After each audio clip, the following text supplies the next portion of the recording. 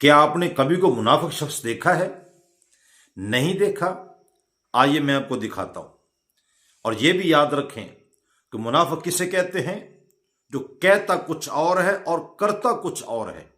आइए देखते हैं।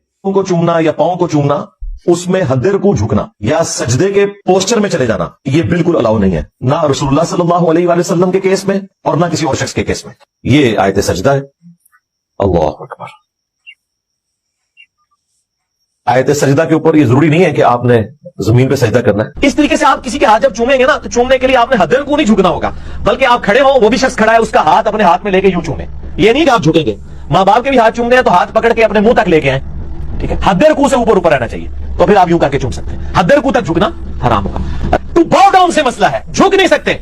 जो इनके सामने ऊंचा साल हाथ बांध के लोग खड़े होते हैं, जिस तरह खुदा के सामने खड़े हुए हैं, इस तरह चुमवाते रहते हैं, हाथ घंटों बैठे रहते हैं, नजराने बटोरते रहते हैं। जो इनके सामने ऊंचा साल हाथ बांध के लोग खड़े होते हैं, जिस तरह खुदा के सामने खड़े हुए हैं, इस तरह खुदा के सामने खड़े हुए हैं, इस तरह इनको तो मर जाना चाहिए। मैं कहता हूं जमीन फटाइए, अंदर चले जाए।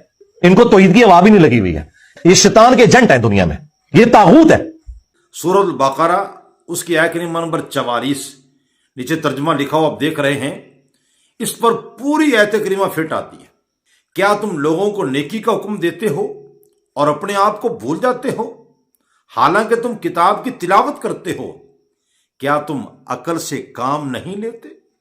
अब इतना कुछ सुनने और देखने के बावजूद भी अगर कोई शख्स इसकी पैरवी करता है, तो हम ऐसे शख्स पर अफसोस ही कर सकते हैं कि अल्लाह ताला ने अक्ल और शऊर दिया है, लेकिन इससे काम नहीं लेते, गलत को गलत और सही को सही नहीं कहते। अल्लाह करीम ऐसे लोगों के शर से, मुनाफिकत से हम सब को महफूज फरमाए। आमीन।